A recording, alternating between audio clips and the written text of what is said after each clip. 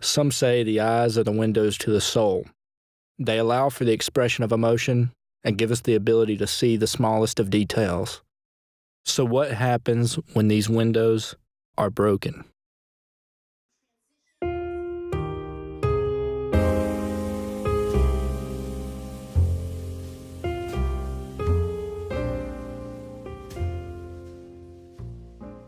January of 1985, I had tractor and trailers, and when I had drivers on part of them, and when a driver wouldn't show up for a load, then I'd take the load. And this particular morning, I had gone to Rome to haul a load of caustic and pump it off. 50% mixture is hot. So if you get it on your skin, it's going to scar you. It'll hurt you. In January, it was 17 degrees outside. And so everything was hooked up and draining. And I saw that I had a leak from the hose. And I started back toward the tank to cut the handle off on it, which stopped the flow. But somewhere along that line, the hose blew off and it shot me directly in the face.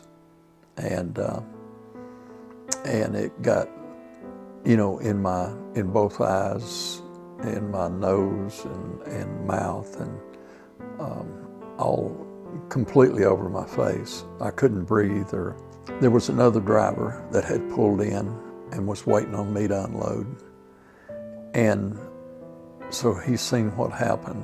He runs back and grabs me and takes me over a wall and puts me under a water shower deal to wash all that caustic off of me.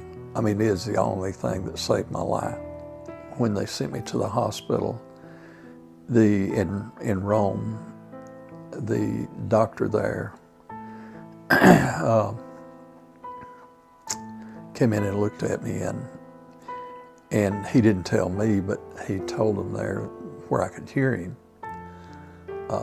there was nothing could be done, and to send me to Rome, to Emory for removal of my eyes.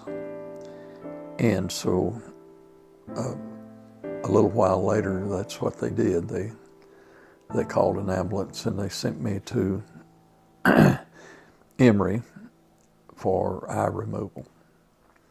But there was a young doctor there by the name of Doyle Stulting that was doing cornea transplants and a lot of experimental work with cornea transplants and everything. And he saw that I was young and healthy. I was 38 years old, in real good health, real good shape. And so he wanted to give me a chance. So he didn't remove my eyes. They did the cornea transplant in the right eye first. And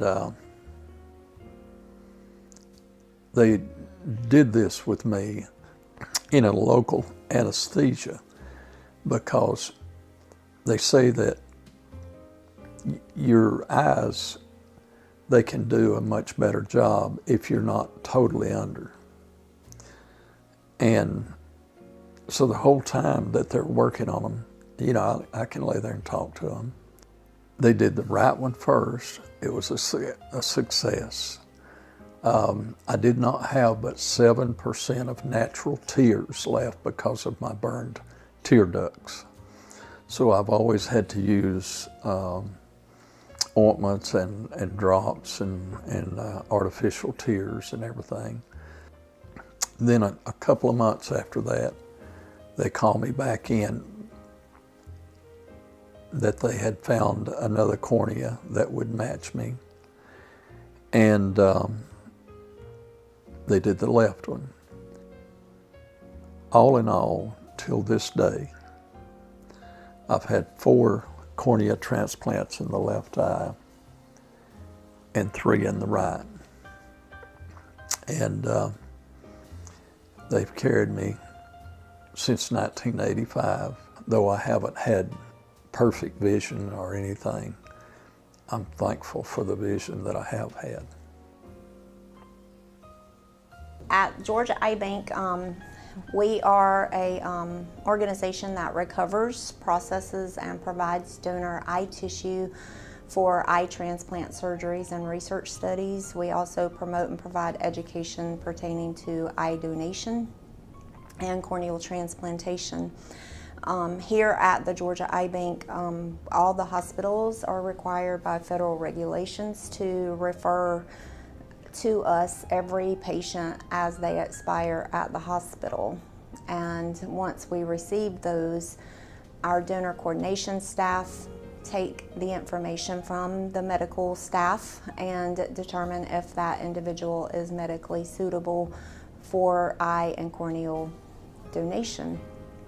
Once they have obtained and determined if that patient is medically suitable, the next step is that the donor coordination staff actually accesses the Georgia Donor Registry to see if that individual registered as an organ, eye, and tissue donor. And after that, if they did not register as a organ, eye, and tissue donor, the eye bank would then call the legal next of kin.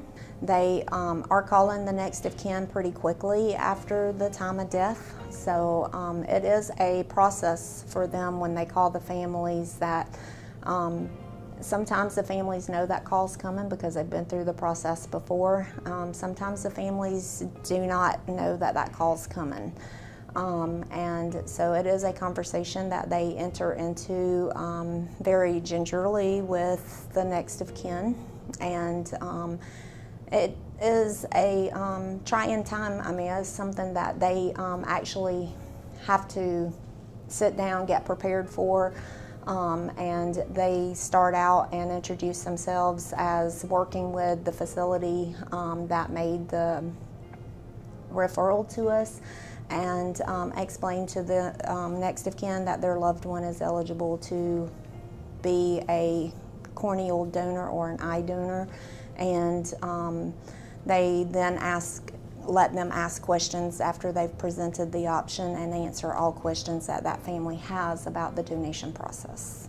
Once we have the registry information or an authorization from the legal next of kin, our donor coordination staff would then call a recovery technician to go out to the recovery location and to recover the donor eye tissue or corneas. And they then bring that tissue back here to Georgia Eye Bank, and it begins the process of getting cleared. The tissues actually go into quarantine once they arrive back here at Georgia Eye Bank. And during the quarantine process, a lot of activity goes on to clear that tissue for final disposition.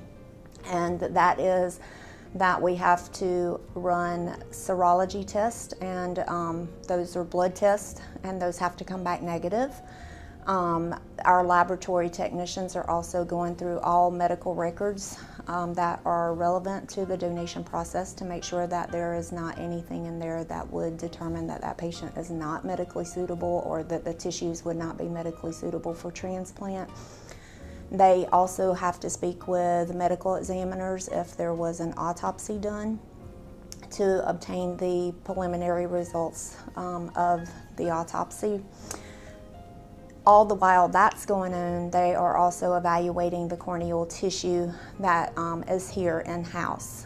They have to evaluate under the microscope each layer of the cornea and make sure that it is of great quality for transplant.